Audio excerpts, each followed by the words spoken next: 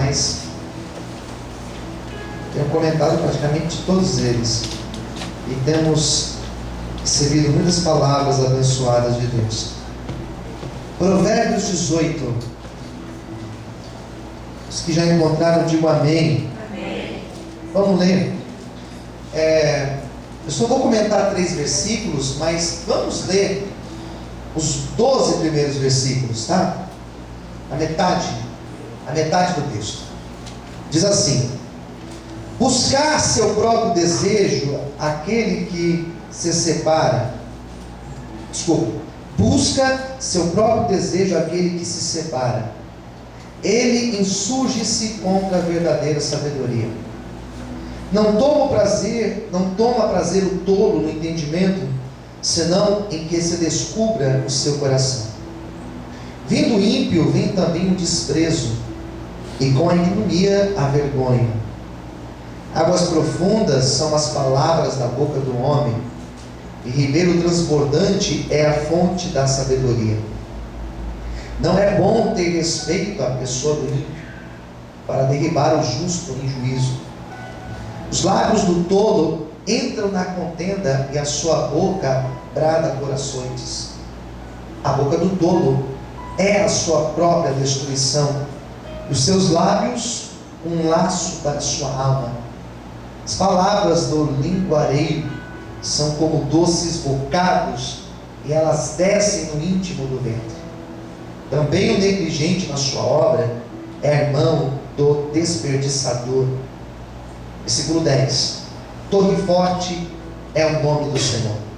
Para ela correrá o justo e entrará em alto retiro. A fazenda do rico é a sua cidade forte, como um muro alto na sua imaginação. Antes de ser quebrantado, eleva-se o coração do homem, e diante da honra vai a humildade. Todos digam amém. Vamos fazer uma breve oração. Fala conosco, Senhor, nesta noite, através desta palavra, através do Teu Espírito Santo, Senhor. Revela Teu querer às nossas vidas. Nós estamos aqui, Senhor, sedentos, como uma terra seca que precisa da água. Assim está o nosso coração hoje, aberto para receber de Ti a Tua palavra, Senhor. Nos abençoe em nome de Jesus. Amém. E graças a Deus. Quantos podem aplaudir ao Senhor nesta noite? Bem fortes palmas. Amém, queridos? Provérbios 18. Foi esse texto que a gente leu a metade, né? Esse texto vai falar de 3 assuntos, pelo menos 3 assuntos principais. Primeira coisa que esse texto vai falar sobre o poder que existe nas nossas palavras. Há poder nas nossas palavras. Fala para o teu irmão do lado: há poder nas suas palavras. Não, vai falar com convicção. Fala assim: há poder nas suas palavras. Fala assim: por isso que eu te abençoo em nome de Jesus. Quem crê, diga amém. Há poder nas nossas palavras. Tanto poder bom, poder de construir, de edificar, como também poder para destruir. Esse é o primeiro assunto que eu encontrei nesse texto. O segundo assunto que eu encontrei nesse texto, e eu achei o principal assunto, é sobre a confiança em Deus. E como é bom e como é sábio confiar em Deus. Confiar em si mesmo é perigoso. O excesso da alta confiança é perigosa, né? É bem perigoso. Confiar no que possui também é perigoso, porque nós perdemos. Nós não sabemos o dia de amanhã. Então, o melhor é confiar em Deus. E um terceiro assunto que esse texto fala, que também percebi, é sobre a dádiva de possuir amigos. E não é assunto apenas no capítulo 18, mas também no capítulo anterior, o capítulo 17, vai também falar sobre a amizade. Queridos, eu escolhi 3 versículos para comentar nessa noite com vocês. 3 versículos apenas. E o primeiro versículo que eu quero reler com vocês é o 7. Eu gostaria que você pegasse a tua Bíblia, se você puder ler comigo em voz alta, para nós memorizarmos o versículo 7. Diz assim: a boca do tolo é a sua própria destruição, e os seus lábios um laço para a sua alma. Então a primeira coisa que eu gostaria de destacar nessa noite é o poder que existe nas nossas palavras. O poder que as palavras exercem no mundo espiritual. Primeiro, é preciso saber que existe um mundo espiritual.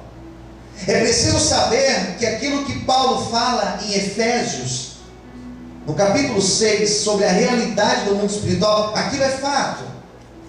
Existe um mundo espiritual. E acredito que as nossas palavras, elas exercem um poder no mundo espiritual. E eu não estou aqui tentando fazer vocês entenderem o poder da mente, não é isso.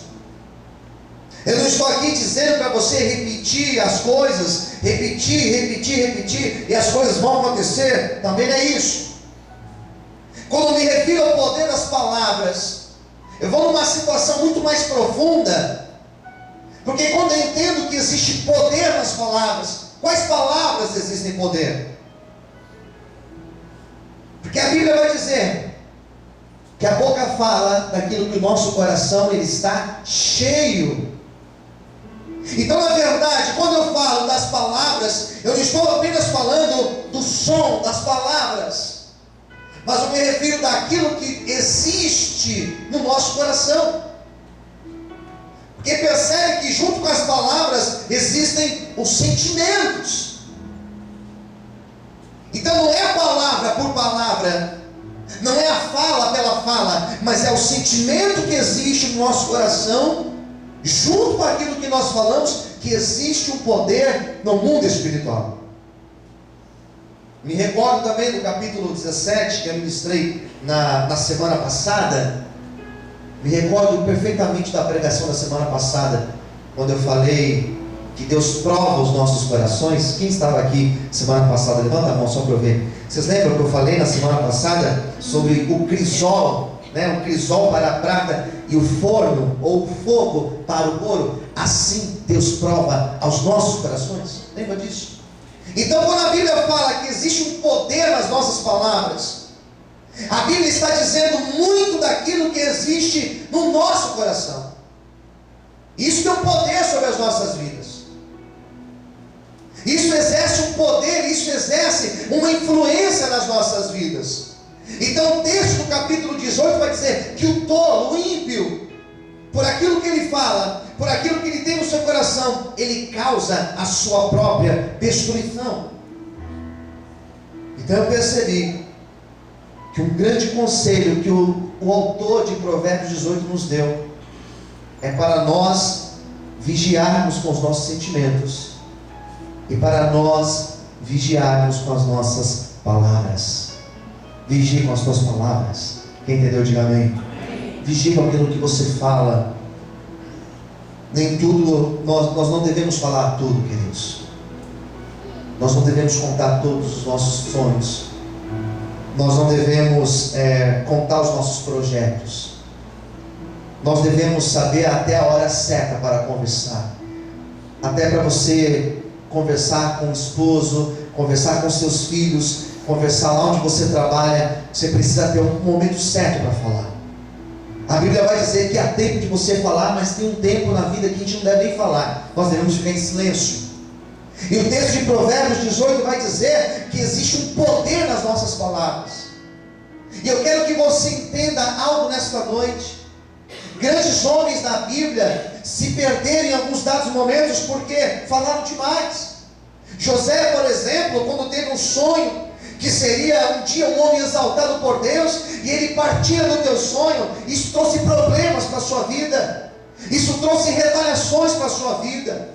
Por isso, nesta noite, entenda isso em nome de Jesus. Aquilo que Deus tem ministrado no teu coração, sonhos que Deus tem te dado, projetos que Deus tem te revelado, propósitos de oração que você tem feito, não partilhe com ninguém. Se você está em jejum, ninguém precisa saber. Se você está em oração por uma causa, ninguém precisa saber. Se você tem um sonho do teu futuro, ninguém precisa saber. Guarda no teu coração, ore em cima disso, e Deus vai te honrar em nome de Jesus. Aleluias. Quantos podem aplaudir o Senhor e adorar a Deus nessa noite?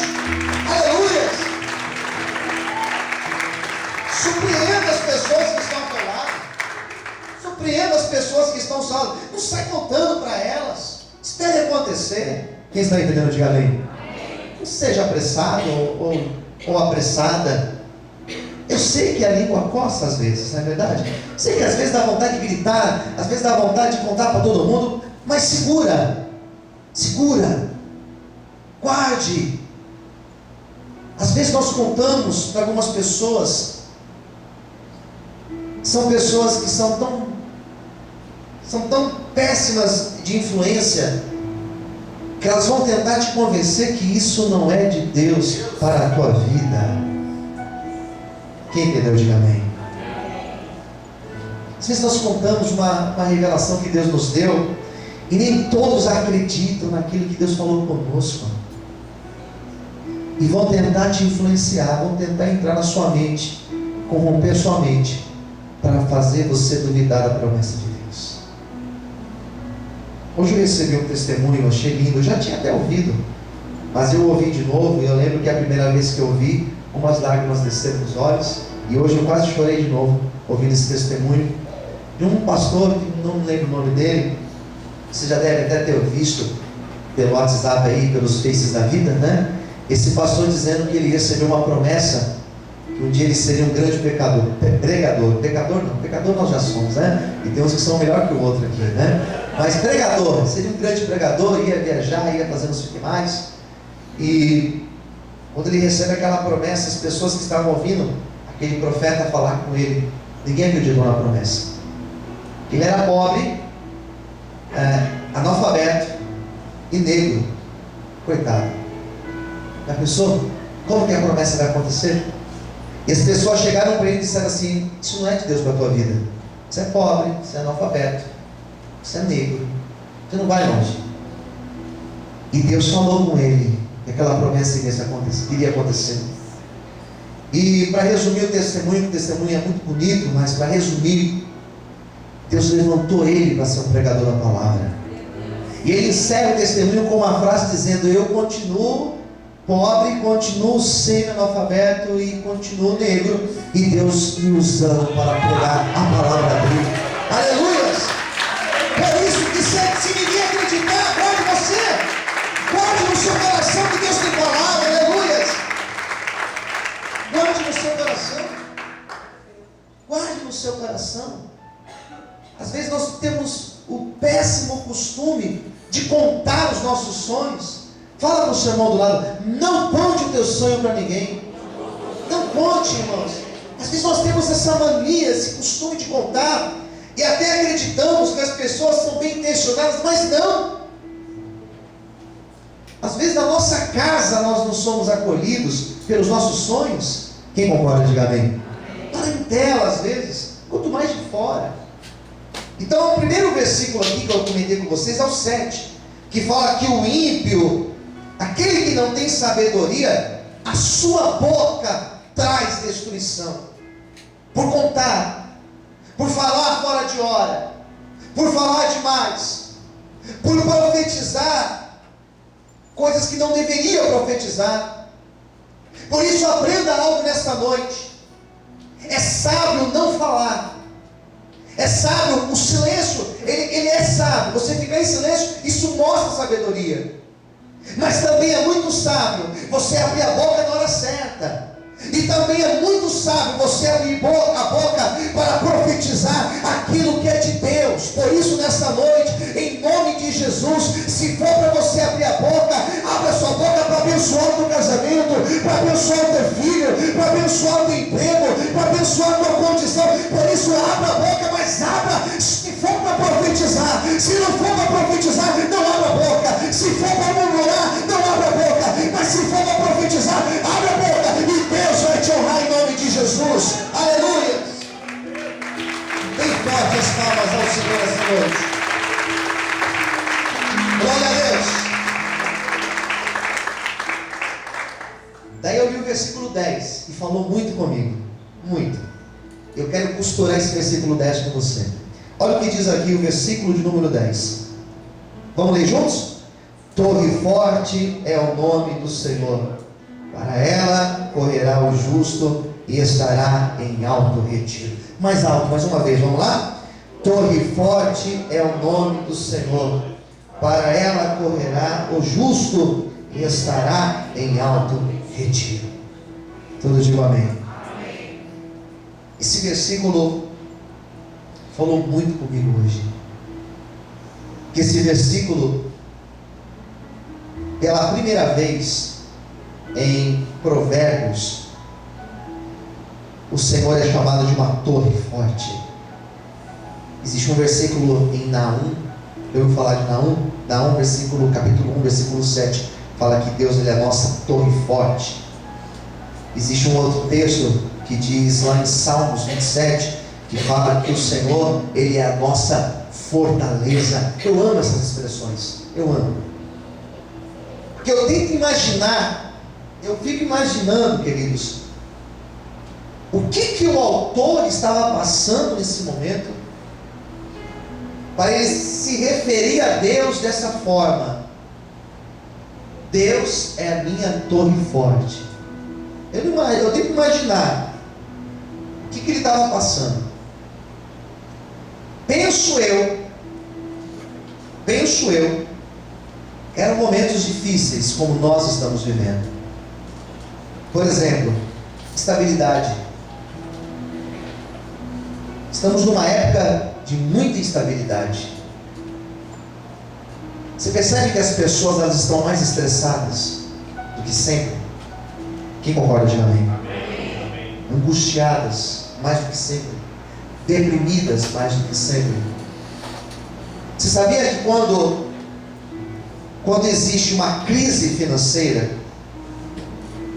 automaticamente as pessoas começam a adoecer mais? E doenças, sobretudo doenças se referindo à alma da pessoa, à psique da pessoa. Porque a instabilidade, ela traz a crise para a pessoa. Quando a pessoa não se sente segura no relacionamento, quando ela não sente segurança na sua vida profissional, ela não sabe se ela vai chegar amanhã para trabalhar e ela vai ser desligada amanhã. Isso traz uma angústia para a pessoa. Eu acredito que quando esse autor escreveu esse texto, era uma época de uma grande instabilidade. Eu já vou te mostrar por que eu acho isso. Era uma época em que eles estavam vivendo uma grande pressão. Sabe o que é uma pressão? É uma carga em cima deles, pressão, uma pressão psicológica, cercado de situações. Por isso que eu penso que esse texto, ele tem muito a ver com o nosso momento de hoje, de crise, de economia bagunçada e política numa situação terrível. Pastor, mas sempre teve isso, mas agora está numa forma muito mais pesada. Não sei se você concorda comigo. Mas esse texto fala que o autor se refere a Deus, dizendo: mas Deus é a minha torre. E Deus, além de Ele ser a minha torre, Ele vai dizer: é para lá que eu corro. Ou seja, nos momentos de instabilidade, nos momentos que a gente pisa e não sabe se está pisando em um chão firme, no momento que você pisa e parece que o chão está saindo do lugar, no momento de inconstância, no momento de dificuldade, é nesse momento que eu não fico desesperado, é nesse momento que eu não entro em crise, é nesse momento que eu busco em Deus a minha força, a minha fortaleza. Por isso, nesta noite, eu quero que você entenda esta palavra em nome de Jesus. Eu sei que o momento é de crise, eu sei que é um momento difícil, financeiro talvez na tua vida, profissional talvez na tua vida,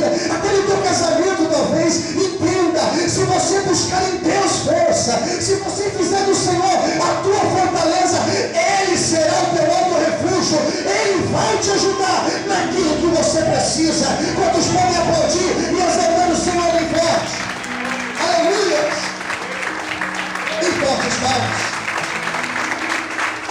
Aí entenda, quando ele fala isso, ele fala, é para lá que eu vou correr. É para lá que eu vou correr. Quem entendeu? Diga amém. Eu lembro que quando teve o desastre lá em Minas Gerais, das barragens, lá em Mariana, e teve uma mulher, uma jovem, que ela estava com aquelas motinhas. Vocês viram isso no jornal, né? Que ela foi com a motinha gritando, ó, fuja aqui, estourou a barragem. Vocês viram isso no jornal, né? Quem viu? Vai dizer com a mão. Vocês estão só me olhando, gente? Balança a cabeça aí, senão eu fico perdido aqui, irmãos. Né? E daí ela foi com a motinha e foi avisando. E o que as pessoas fizeram? Foram subindo para os lugares altos. Quem entendeu? Diga amém. Perigo, vamos correr. Por isso que o texto fala, Torre Forte é o nome do Senhor. Ele vai completar dizendo assim, para ela correrá o justo.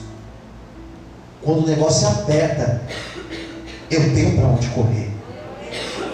Eu não fico perdido. Quem entendeu? Diga amém. Para onde nós corremos, pastor? Nós corremos para Deus. Ah, mas você só busca a Deus quando está na crise? Não é isso. Mas na minha crise, eu busco mais a Deus ainda. Eu não sou interesseiro, eu não busco a Deus só quando a barriga dói, não. Eu busco Deus sempre. Mas na minha dor, na hora que o chão está balançando, é para lá que eu vou correr. É para lá que eu corro. Quem entendeu? Diga amém. E ele completa dizendo assim, e estará em alto retiro.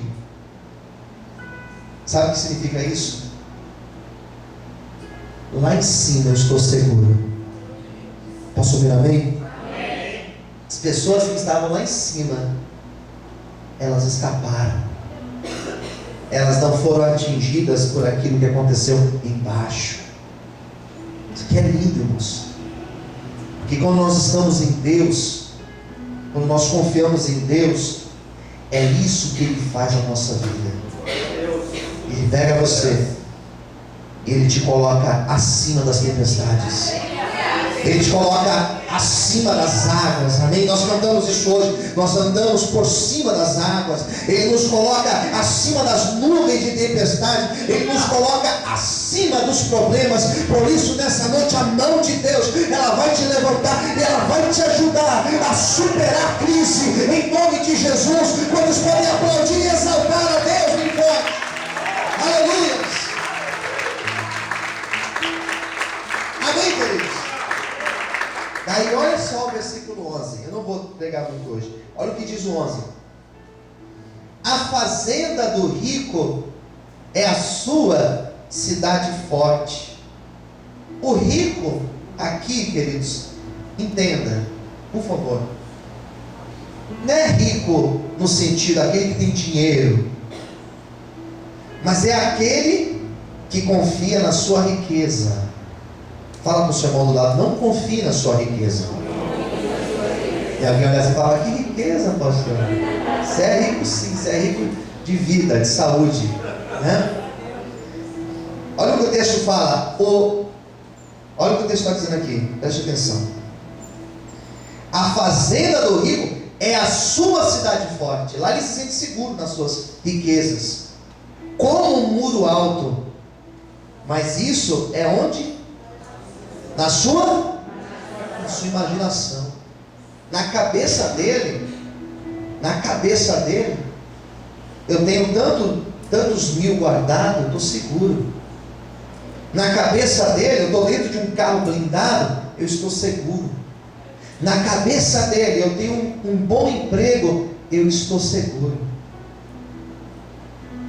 Só que só existe segurança realmente verdadeira quando nós fazemos de Deus a nossa torre forte. Na cabeça dele, ele acha que ele está bem. Na cabeça dele. Mas qualquer vento que der, qualquer sopro que der, qualquer balançar da vida que acontecer, tudo desmorona. Mas quando você está em Deus, não. Pode o mundo cair ao teu redor, poderão 1000 cair ao teu lado, poderão 10.000 cair à tua direita, você não é atingido, porque o Senhor, Ele está contigo, aleluia, porque o Senhor te sustenta com as mãos dEle, Ele não deixará você tropeçar, porque você fez dEle o seu alto refúgio, Ele então será a tua fortaleza. Será que você pode exaltar e aplaudir ao Senhor essa noite?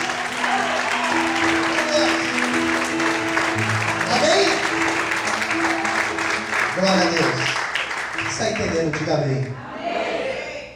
Bem, daí vem o 12. Eu vou parar aqui no 12. Não dá tempo de falar mais. Olha o que diz o 12.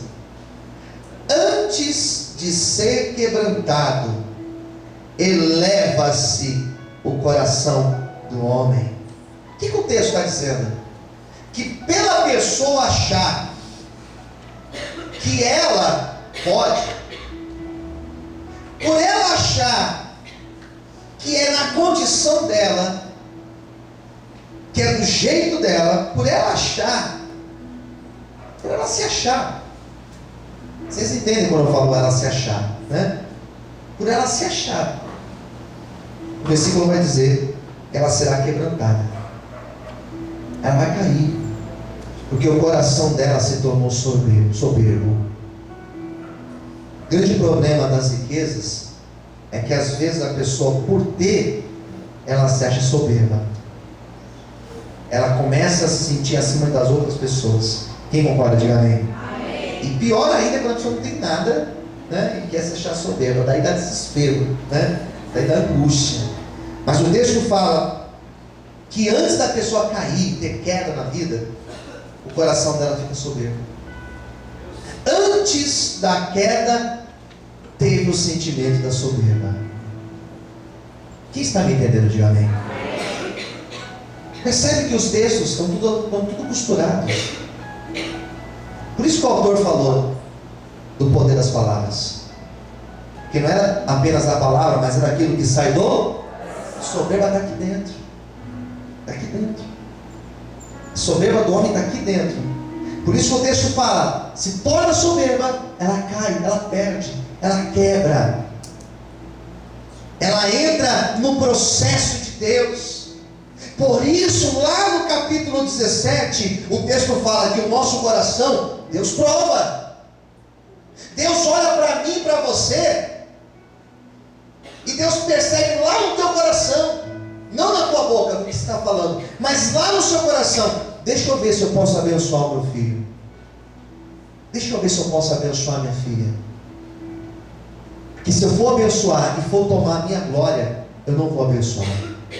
Se for para eu abençoar e essa pessoa se tornar arrogante, prepotente, eu não vou abençoar. E tem pessoas que vivem na prova por causa disso. Quem está entendendo a palavra, diga amém.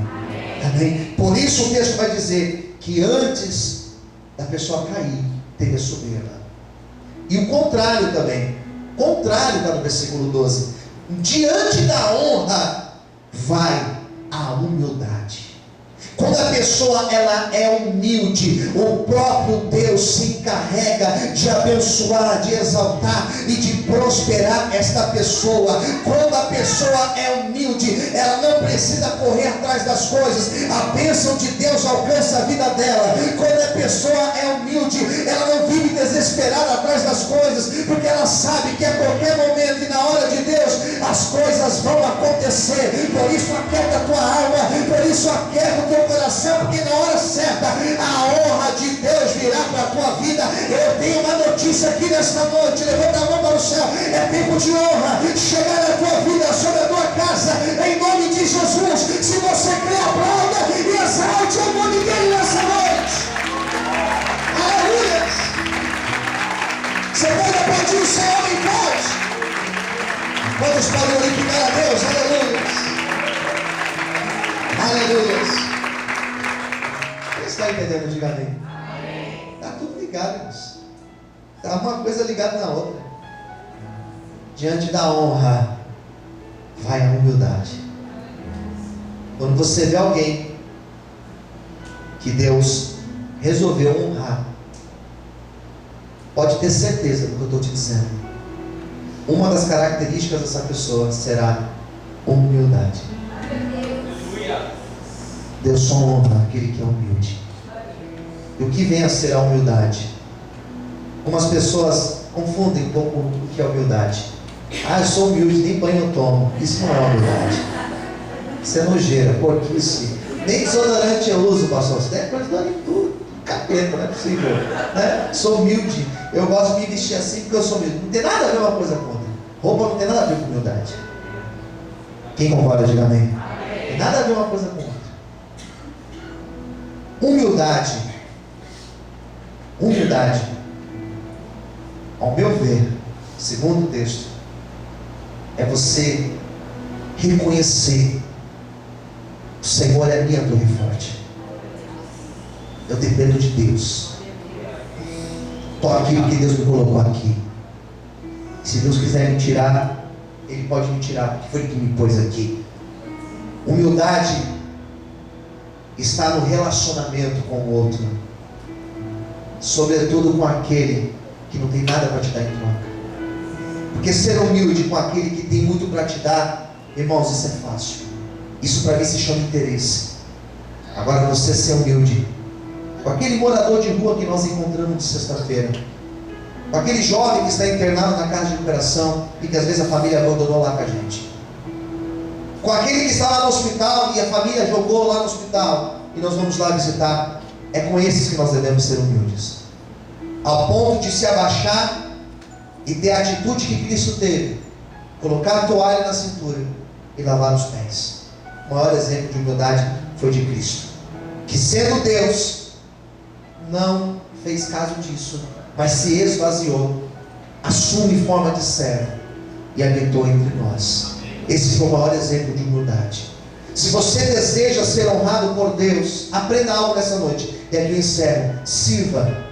Se você quer ser exaltado por Deus, seja servo, seja simples, seja humilde no falar, no tratar as pessoas, no relacionar com a sua família, no relacionar com os seus amigos, no relacionar com aqueles que têm condição inferior à tua. Seja humilde e a honra de Deus virá sobre a tua vida, em nome de Jesus. Talvez algumas coisas não aconteceram ainda porque tem faltado humildade, mas se nessa noite nós buscarmos isso de Deus, Ele vai nos ensinar e nós também seremos honrados por Ele. Amém, queridos? Quantos podem aplaudir e exaltar o Senhor nessa noite? Aleluia! Quantos podem aplaudir a Deus e exaltar o Senhor nessa noite? Amém? Quantos aqui confiam em Deus? Diga amém. Amém. Que possamos fazer do Senhor a nossa torre forte nessa noite. É esta palavra que Deus nos deu. Eu quero abençoar você agora. Eu quero orar pela sua vida. Vamos ficar em pé nesse momento, aí no seu lugar. Estou sentindo uma presença